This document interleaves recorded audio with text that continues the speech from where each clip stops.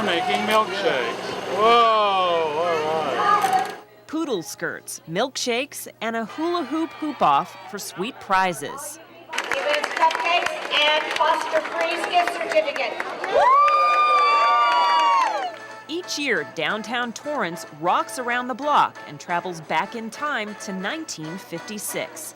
That was the year Torrance celebrated a milestone, one that only 466 out of 4,000 cities across the nation have achieved.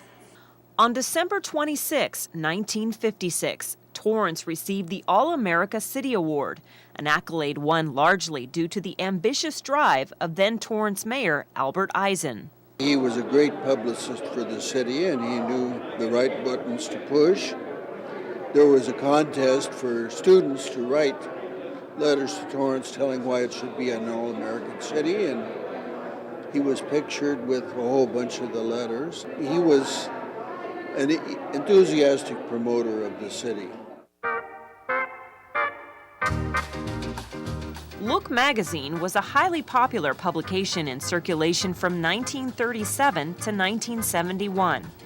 In 1949, Look and the National Municipal League began selecting cities each year to receive the All-America City Award. To be considered, cities submitted a comprehensive package that included charts, graphs, letters, and photographs. The objective was to illustrate a city that had worked together to tackle community-wide challenges to achieve uncommon results. Torrance's standout characteristic in post-war 1956, growth without strain. It was such a big deal because in just 1 year, the population increased almost 20,000, which is pretty phenomenal. Of course, this is after the war, and it was a time of a lot of enthusiasm in the city. It was a young community. We were opening new schools every year. There was a baby boom going on in Torrance, and housing building was going on to a great degree. There were many, many new areas being built up. We had a bustling, busy downtown Torrance at that time, business section. We had, at that time, only one high school.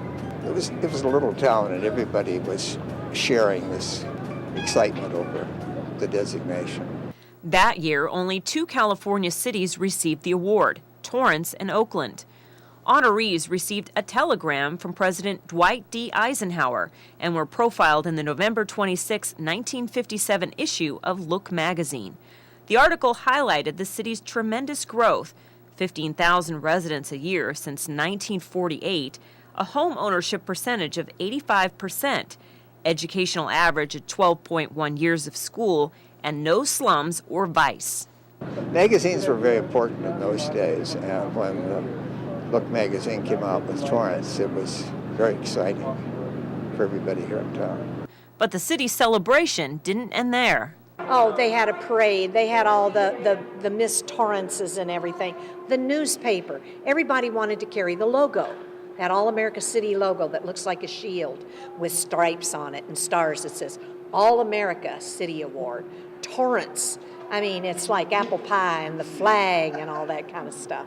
While the population has grown since Torrance received the All-American City Award, the downtown area looks pretty much the same as it did back in 1956, and the sentiment remains the same. Close to the beach, and it has some beach of its own. It's a pleasant place to be. It's suburban, and it has good people, good schools, good parks, good city government generally, and it's avoided some of the pitfalls that neighboring cities have fallen into. I had a great childhood. I would not change anything as far as that's concerned. It's a wonderful place to be and to live, and this represents that. Although Look magazine is no longer published, the National Civic League continues to honor 10 cities with the award each year. Torrance was a runner-up for the award again in 2011 and could have another win in its future. Some cities have won it 3-5 times. I wish we would go for it again. Colleen Farrell with the Centennial History Minutes.